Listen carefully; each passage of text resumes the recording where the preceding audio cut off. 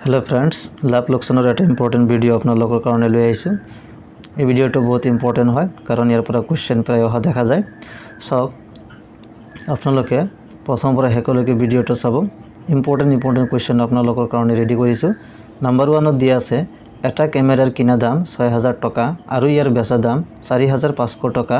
ইয়াৰ লাভ বা লোকসান হৈছে মই ইয়াতে সমাধান কৰি দিছো। আপোনালোকে জাস্ট প্ৰেক্টিস কৰিব। মই বুজাই দিছো ইয়াতে এটা ক্যামেৰাৰ কিনা দাম কিমান দিয়া আছে 6000 টকা। সিপি অৰ্থাৎ কষ্ট প্ৰাইস কিমান 6000 টকা শৰ্টকৈ লিখিছো ইয়াতে।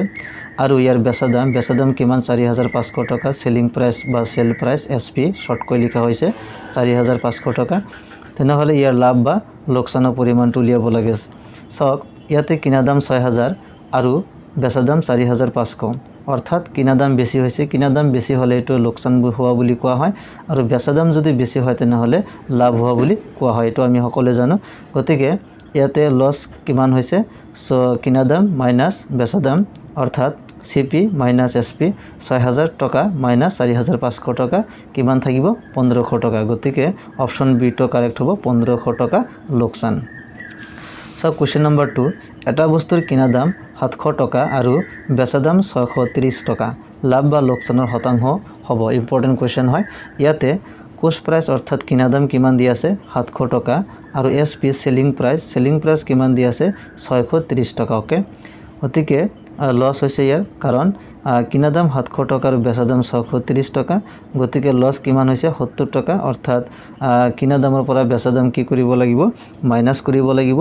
700 পৰা 630 মাইনাস কৰিলে কিমান আহিব 70 টাকা। ওকে গতিকে লস কিমান হৈছে 70 টাকা। কিন্তু প্ৰশ্নত সুধিছে লাভ বা লোকসানৰ শতাংশ হ'ব। যেহেতু লোকসান 70 টাকা হৈছে এতিয়া লোকসানৰ শতাংশ কিমান হ'ব। গতিকে লোকসানৰ শতাংশ উলিয়াবলৈ এই ফৰ্মুলাটো আপোনালোকে মনত ৰাখিব। পাৰ্সেন্টেজ অফ লস বা লোকসানৰ শতাংশ ইকুয়াল টু লোকসান বাই কিনা দাম ইনটু 100% আৰু লাভৰ পার্সেন্ট উলিয়াব লগা হলে লাভ বাই কিনা দাম ইনটু 100%। আপোনালোকে ইয়াতে আৰু এটা কনসেপ্ট মনত ৰাখিব। যেতিয়া পাৰ্সেন্টেজ উলিওয়া হয় লাভ বা লোকসানৰ যেতিয়া শতাংশ উলিওয়া হয় তেতিয়া তলত সদায় কিনা দাম লিখা হয় আৰু 100% দি পূৰণ কৰা হয় আৰু লাভ হলে ওপৰত লাভ লিখা হয় আৰু লোকসান হলে ওপৰত লোকসান লিখা হয়। ওকে সো ইয়াতে যেহেতু লস হৈছে সেই কাৰণে লস বাই কিনা দাম সিপি ইনটু 100%। লস কিমান হৈছে 70 ডিভাইড বাই সিপি কিমান দি আছে 700 টাকা। সো 700 টাকা ইনটু 100। ওকে সো কটাকটি কৰি আমি পাও 10% অৰ্থাৎ 10% কি হৈছে লোকসান হৈছে। ওকে সব নেক্সট কোশ্চেন নাম্বাৰ 3 এজন মানুহে এটা ৰেডিঅ' 900 টাকাত কিনি 1200 টাকাত বিক্ৰী কৰিলে তেওঁ লাভৰ শতাংশ হ'ব। ওকে ইয়াতে সিপি অৰ্থাৎ কিনা দাম কিমান দি আছে 900 টাকা আৰু বেচা দাম কিমান দি আছে 1200 টাকা। ওকে এতিয়া তেনেহলে ইয়াৰ প্ৰফিট অৰ্থাৎ লাভ কিমান হৈছে যেহেতু বেচা দাম বেছি অৰ্থাৎ বেছি দামত বিক্ৰী কৰিছে কম দামত 900 টাকাত কিনি ইয়াতকৈ বেছি দামত বিক্ৰী কৰিছে সেই কাৰণে মানুহজনে কি লাভ হৈছে। সো কিমান পৰিমাণৰ প্ৰফিট হল বা লাভ হল এসপি মাইনাস সিপি বেচা দামৰ পৰা কিনা দাম কি কৰিব লাগিব মাইনাস কৰিব লাগিব। সো 1200 মাইনাস 900 কিমান আহিব 300 টাকা। ওকে এতিয়া এই 300 টাকাৰ পাৰ্সেন্টেজ উলিয়াব লাগে অৰ্থাৎ লাভৰ শতাংশ উলিয়াব লাগে।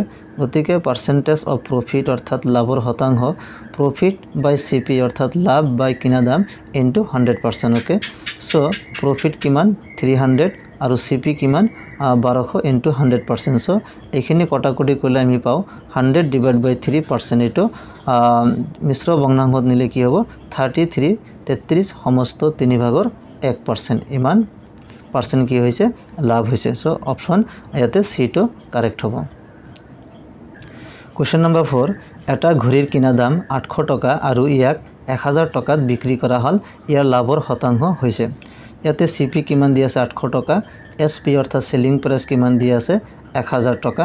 গতিকে লাভ হৈছে প্ৰফিট কিমান হল এসপি মাইনাস সিপি 1000 মাইনাস 800 তো কিমান থাকিব ইয়াতে 200 টাকা। ওকে গতিকে পার্সেন্টেজ অফ প্রফিট অর্থাৎ লাভৰ শতাংশ প্ৰফিট বাই সিপি অৰ্থাৎ লাভ বাই কিনা দাম ইনটু 100%। সো ইয়াতে মানখিনি বহুৱাই দিয়াৰ পিছত কটাকটি কৰি ভ্যালুটো পালো আমি 25%। ওকে এই গোটেই কেইটা কোশ্চেন বহুত ইম্পৰ্টেন্ট হয় আপোনালোকে অলপ ভালকৈ প্ৰেক্টিস কৰিব।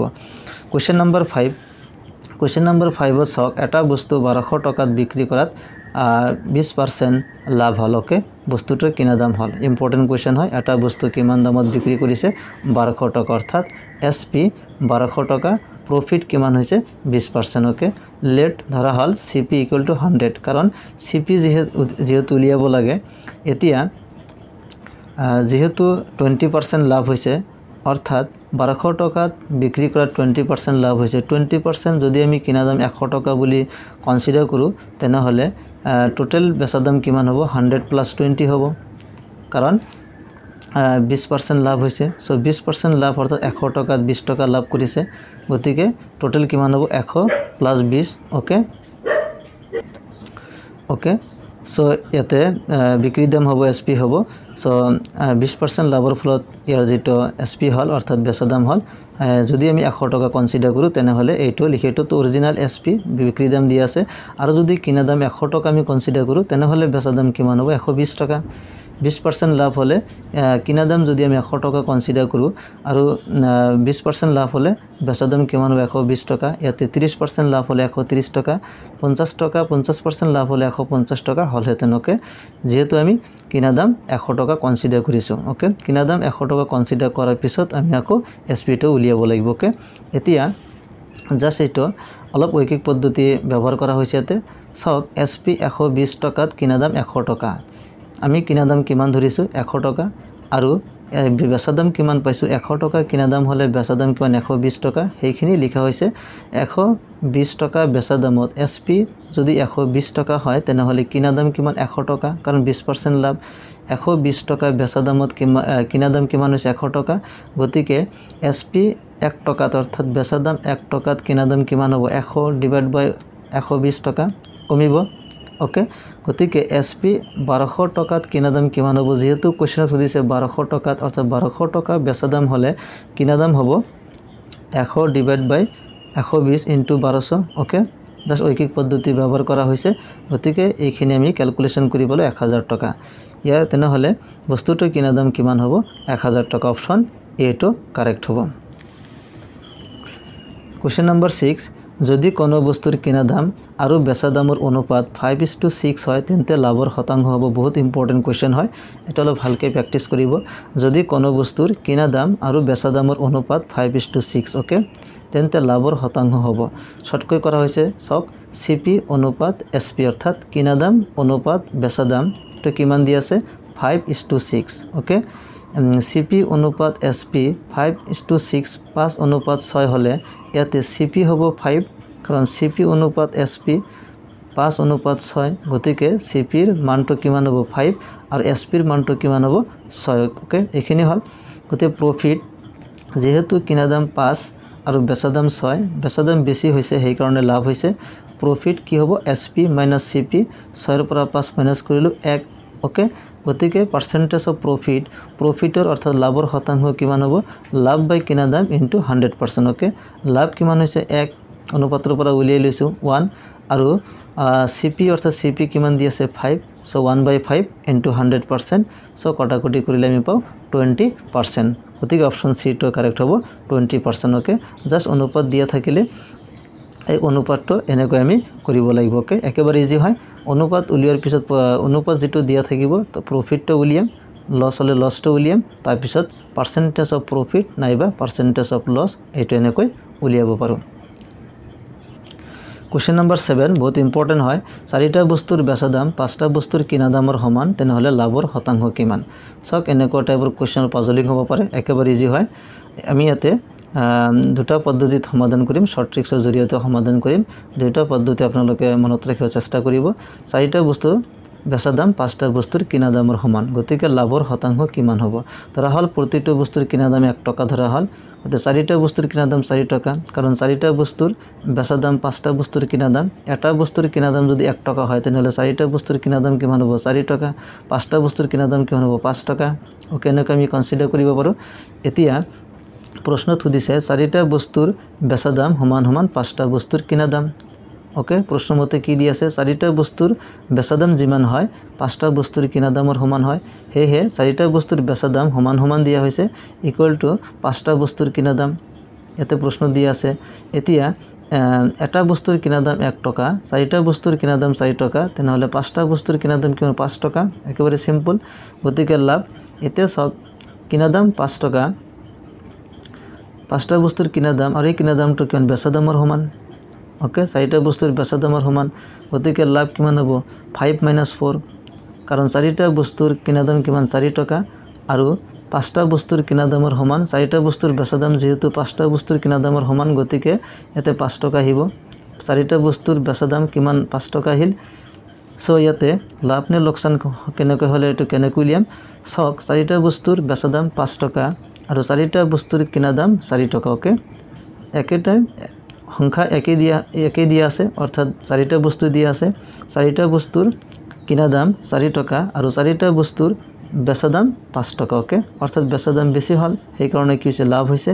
সেইকাৰণে লাভ ইকুৱেল টু বেচা দাম মাইনাছ কিনা দাম 5 - 4 ইকুৱেল টু 1 টকা। ওকে, সো পাৰ্চেণ্টেজ অফ লাভ বাই কিনা দাম, অৰ্থাৎ লাভ কিমান 1 টকা আৰু কিনা দাম কিমান কিনা দাম 4 টকা ইনটু 100% ইকুৱেল টু 25%। ওকে, চাওক এইটো আমি শৰ্ট ট্ৰিক্সৰ জৰিয়তে কেনেকৈ সমাধান কৰিম, একেবাৰে ইজি হয়। CP আৰু SP। ওকে, CP আৰু SP, এতিয়া CPৰ ঠাইত আমি 4 লিখিছোঁ আৰু SPৰ ঠাইত আমি 5 লিখিছোঁ। এতিয়া চাব লাগিব 4টা বস্তুৰ বেচা দামৰ লগত যিকেইটা বস্তু উল্লেখ থাকিব সেইটো আমি কিনা দামত লিখিম। ওকে, জাষ্ট এইটো ওলোটাই লিখিলে হ'ল। যেহেতু 4টা বস্তুৰ বেচা দাম সেইটো আমি CPত লিখিম আৰু 5টা বস্তুৰ কিনা দাম সেইটো আমি SPত লিখিম। অৰ্থাৎ বেচা দামৰ লগত যিটো সংখ্যা দিয়া থাকিব সেইটো আমি CPত লিখিম আৰু কিনা দামৰ লগত যিটো সংখ্যা দিয়া থাকিব সেইটো আমি SPত লিখিম। জাষ্ট ওলোটাই লিখিলে হৈ যাব। ওকে, ইয়াতে লিখি দিছোঁ বেচা দামৰ বস্তুৰ সংখ্যাটো কিনা দামত বহুৱাব লাগে আৰু কিনা দামৰ বস্তুৰ সংখ্যাটো বেচা দামত বহুৱাব লাগে। জাষ্ট এইটো কথা মনত ৰাখিলে হ'ল। গতিকে CP আৰু SP, CP আহিব 4, SP আহিব 5। ওকে, এতিয়া কিনা দাম 4, বেচা দাম 5, বেচা দাম বেছি হৈছে সেইকাৰণে কি লাভ হৈছে। সো লাভ কিমান হ'ব 5 - 4, 5ৰ পৰা 4 মাইনাছ কৰিব লাগিব 1, গতিকে পাৰ্চেণ্টেজ অফ লাভ 1/4 অৰ্থাৎ লাভ বাই কিনা দাম একে আগৰ ফৰ্মুলা। কিনা দাম কিমান 4 ইনটু 100% ইকুৱেল টু 25%। একেবাৰে ইজি হয়। এনেকুৱা টাইপৰ কুৱেশ্যন বহুত ইম্পৰ্টেণ্ট হয়। গতিকে শৰ্ট ট্ৰিক্সৰ জৰিয়তে অতি কম সময়ৰ ভিতৰতে মাত্ৰ 4-5 ছেকেণ্ডৰ ভিতৰতে আপোনালোকে এইবোৰ সমাধান উলিয়াব পাৰিব। চাওক আৰু এটা এনেকুৱা টাইপৰ কুৱেশ্যন, 10টা বস্তুৰ বেচা দাম 11টা বস্তুৰ কিনা দামৰ সমান, লাভৰ শতাংশ হ'ব। চাওক CP আৰু SP এনেকৈ আমি লিখি ল'লোঁ। যেহেতু 10টা বস্তুৰ বেচা দামৰ লগতো আমি কিনা দামত লিখিম, 10 CPত লিখিছোঁ। 11টা বস্তুৰ কিনা দামৰ লগত যিটো সংখ্যা 11 সেইটো আমি SPত লিখিছোঁ। ওকে, এতিয়া CP 10 আৰু SP 11, গতিকে বেচা দাম বেছি হৈছে, গতিকে লাভ হৈছে 11 - 10 equal to 1। So percentage of লাভ বাই CP ইনটু 100%, লাভ কিমান হৈছে 1 বাই CP কিমান 10 ইনটু 100% ইকুৱেল টু 10%। গতিকে চাওক এনেকৈ অতি সহজে শৰ্ট ট্ৰিক্সৰ জৰিয়তে আমি এইবোৰ কুৱেশ্যনৰ সমাধান উলিয়াব পাৰোঁ। আপোনালোকে চেনেলটো ছাবস্ক্ৰাইব কৰি ৰাখিব। লাভ আৰু লোকচানৰ আৰু কিছুমান ইম্পৰ্টেণ্ট কুৱেশ্যন আপোনালোকৰ কাৰণে লৈ আহিম।